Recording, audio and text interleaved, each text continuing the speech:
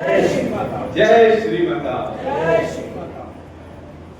सज्जनों, बहुत ही ऐतिहासिक और पुनीत का दिन है कि आप सभी का जो है दर्शन मिला। आज भी अपने आप को धन्य समझा। बहुत से महापुरुषों ने इस ज्ञान पर जो है अपना अपना विचार व्यक्त किया, अपना अपना शोध व्यक्त किया। जैसे अभी अनाउंसर महोदय ने टॉपिक दिया कि आत्मा की खुराक क्या है। दास उसी में दो लाइन और हट के जोड़ता है। पहले आता है शरीर की खुराक क्या है, फिर आत्मा पे आता है। क्योंकि शरीर जब हमारा सही ढंग से काम करेगा तब हमारा आत्मा भी जो है सही दिशा में काम करेगा। आत्मा के लिए तो बहुत सारे महापुरुषों ने सब कुछ बता दिया कि आप जो है आत्मा की खुराक ईश्वर है, प्रेम है, बहन जी ने बताया, सारे लोगों ने सब कुछ बताया। लेकिन शरीर के बारे में दास कुछ चर्चा करना चाहता है कि हमारी शरीर, हमारी बॉडी कैसे सही रहे, कैसे ठीक रहे। आज संसार जो है दुखों से परेशान है। हर एक घर में दुख है, हर एक घर में कलह है। लेकिन उसके निवारण के लिए हमें कौन सी युक्ति अपनानी होगी, कौन सी जुक्ति अपनानी होगी। सबसे पहले एक छोटा सा उदाहरण हमारी एक बहन जी हैं, झूसी से आती हैं। जब से सत्संग से जुड़ी, दास से भी बात हुई और उनको दास ने भी एडवाइस दिया कि आप जो है सेवा में लगिए। और ये सेवा में लगी, आज देखिए कम से कम कुछ नहीं तो 90% जो है इनकी बीमारी दूर हो गई। कहने का आशय ये है कि आप अपने शरीर को जितना नेचुरल बनाएंगे, जितना आप प्रकृति के करीब रहेंगे, उतना आप जो है हेल्थफुल रहेंगे, स्वास्थ्यवर्धक। मतलब शरीर आपकी बहुत अच्छी दिशा में काम करेगी। अब उसके लिए आपको सबसे पहले शाम को आपको भोजन बहुत हल्का करना है। यानी कि आप उतना भोजन करिए शाम को कि हम एक रोटी और खा सकते हैं। यानी आप जैसे 4 रोटी का आपका खुराक है तो आप 3 रोटी शाम को खाइए और जल्दी सो जाइए। जल्दी का मतलब होता है 8 और 9 बजे के बीच।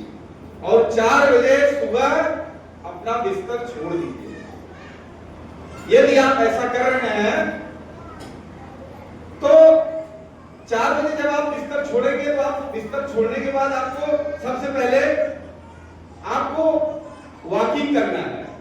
वॉकिंग का निर्धारित समय आप 35 से 40 मिनट। जब आप तेज वॉकिंग करेंगे, जैसे भाई महाराज जी ने बताया कि कैलोरी जितना आप बर्न करेंगे, जितना आप खर्च करेंगे, उतना आपका बॉडी वेट घटेगा। और जब आपका बॉडी वेट घटेगा तो आपके शरीर के जितने भी यंत्र हैं वो सही दिशा में काम करना शुरू करेंगे। और जब आपका शरीर सही रहेगा तब आप आत्मा के विषय में जाएंगे। आत्मा पे आप सभी महापुरुषों ने सब कुछ बताया कि जहां पे प्रेम है वहां पे ईश्वर है, जहां पे प्रेम नहीं है वहां पर ईश्वर नहीं है। सज्जनों, अब ये प्रेम कहां से प्रकट हो सकता है, प्रेम कहां से आ सकता है, अब हम आपको इसी विषय पर सोचना है। गुरबाणी में भी लिखा हुआ है, कबीर साहब, हमारे महात्मा बुद्ध जी, हमारे बाबा जी यही बताते हैं कि हम सब उस परम पिता परमेश्वर की संतान हैं जिसने हमें ऊंच नीच, जात, मजहब इन सबसे परे बनाया है। इन सबसे परे बनाया है। यानी कि सबसे पहले हमारी कौन सी जात है? हमारी सबसे पहले जाति है इंसानियत। हम इंसान हैं। इंसान से बढ़कर दूसरी कोई जाति है ही नहीं। अगर जाति बनी है तो ये संसारियों ने बनाया है और ये संसारियों ने अपने बंधन में हम सभी को बांध दिया है। लेकिन अगर हम आप देखा जाए तो ये अपना पूरा परिवार ही, ये सत्संग परिवार ही हमारा असली परिवार है और यही हमारी असली जाति है सज्जनों। और हमें इसी परिवार में रहना है और इसी परिवार को लेकर इस भावसागरी गाड़ी से जो है पार करना है।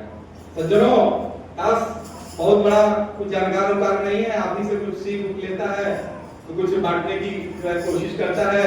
सभी महापुरुषों ने सब कुछ कह दिया है, बस दास पे भी जो गलती हो किसी से भी दास क्षमा प्रार्थी है और अपने लिए भी प्रार्थी है, क्योंकि जहां सुख है वहां दुख है, जहां प्रकाश है वहां अंधकार है, और जहां पर अमीरी है वहां पर गरीबी है, और जहां पे अच्छाई है वहां पे बुराई भी है।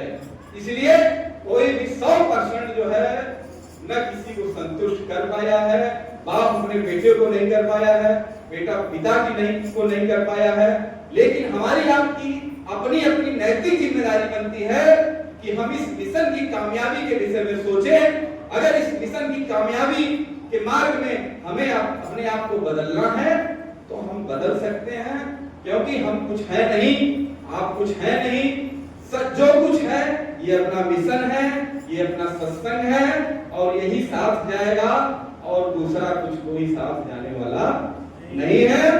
आप सब जो है खुशहाल हैं और आप सभी का प्रेम प्यार जो है दास को भी मिलता रहे, और दास को भी अपने चरणों में लगाए रखिए। इन्हीं शब्दों के साथ दास अपनी वाणी को रोक रहा है। जय श्रीमद्दास।